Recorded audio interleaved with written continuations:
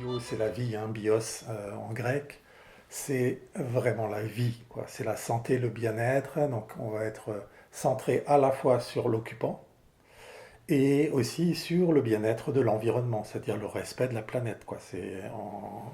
C'est vraiment comme ça que on peut définir la biologie de l'habitat. On va étudier tous les paramètres qui sont liés à la fois au lieu. On pourra en parler un peu plus après dans le détail. Donc le lieu sur lequel on va se poser, l'habitat lui-même, c'est-à-dire le bâti, et puis ensuite les aménagements à l'intérieur du bâti qui vont avoir une importance aussi, hein, les finitions, mais aussi l'ameublement et tout ce qu'on va mettre à l'intérieur.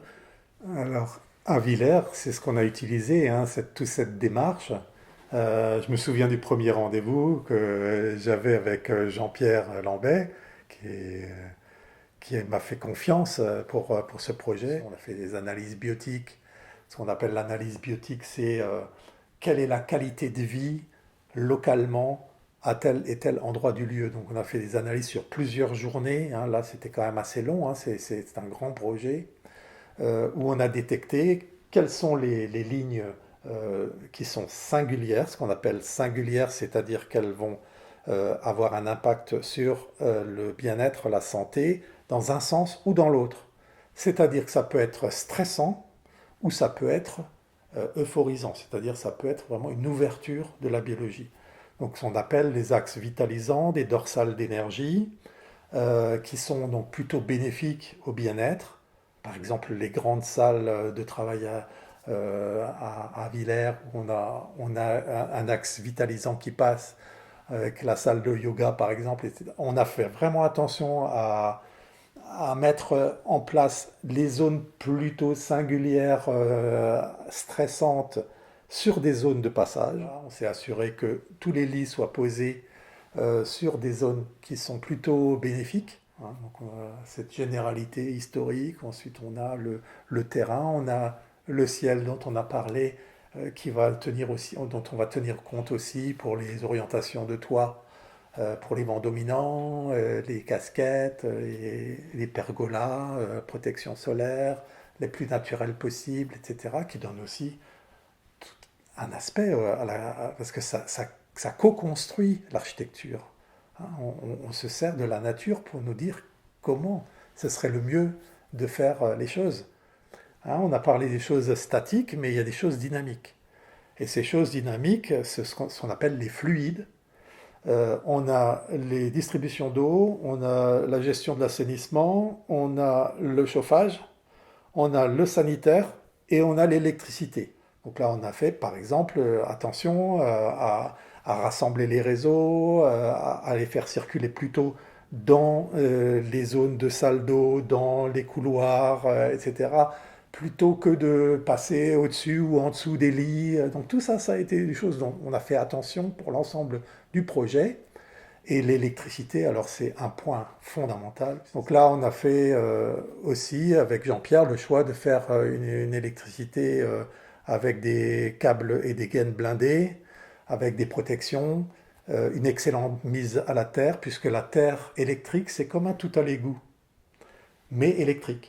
C'est-à-dire qu'on va ramener toutes les pollutions qui, normalement, dans une maison où on ne fait pas attention, reste très électrique, et ben on ramène ça dans une bonne prise de terre à l'extérieur du bâtiment, et donc ça permet de drainer toutes ces pollutions. Il y a aussi l'électricité statique, on n'en a pas parlé, mais des matières naturelles comme ça, c'est sûr qu'on va avoir une différence. Et donc on a là un produit qui est totalement antistatique, qui est très proche de nos besoins corporels et qui va donc donner une très bonne ambiance au niveau du vivant dans le bâtiment. Alors on a déjà un petit peu parlé des bénéfices sur la réponse biologique, mais ils sont beaucoup plus importants encore quand on réfléchit en termes biologiques liés à l'ensemble de l'habitat. Et là, en fait, nous, on a une vision, on va dire, en biologie de l'habitat, comme si le bâtiment était en fait une extension de nous-mêmes.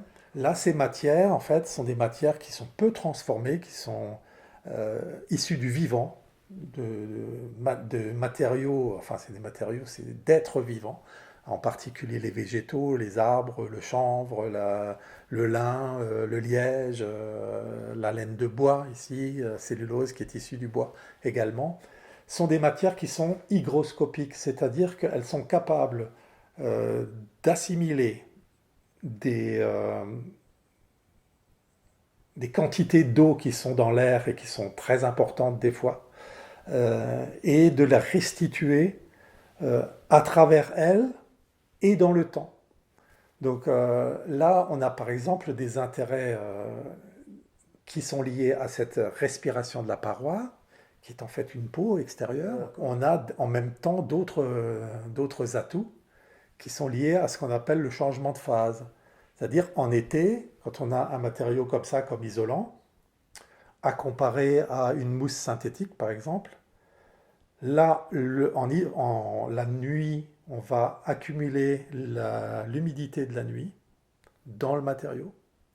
Et quand ça commence à taper sur la paroi en été, que le soleil commence à vraiment taper sur la paroi isolée, l'eau qui a été incorporée dans la matière va s'évaporer et on va fabriquer de la fraîcheur. Donc c'est vraiment un matériau qui continue à vivre et c'est une peau vivante. Et donc en biologie de l'habitat, ça c'est vraiment un point essentiel. Le raisonnement, c'est pas parce que c'est la cabane au fond du jardin. Ça peut être en ville, dans des bâtiments publics, dans des grands bâtiments. C'est le principe même de la perspiration des parois, du respect des besoins biologiques fondamentaux. Et ça, c'est vrai pour les murs, pour les sols, pour les toits. On a intérêt vraiment à avoir le raisonnement en global.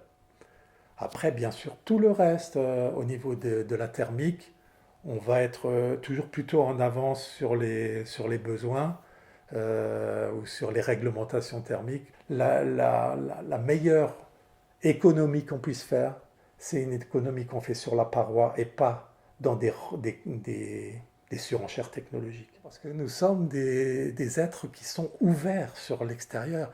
Nous sommes des systèmes ouverts. Nous ne sommes pas des systèmes fermés. L'intérêt, il est justement que c'est une extension de notre propre peau avec les mêmes fonctionnements, parce que ce sont des fonctionnements qui sont issus du vivant, de la nature, des arbres, de la forêt, et des prés, etc. Donc c'est toutes ces matières qui sont en harmonie avec la vie et donc en harmonie avec nos besoins à nous d'être vivants.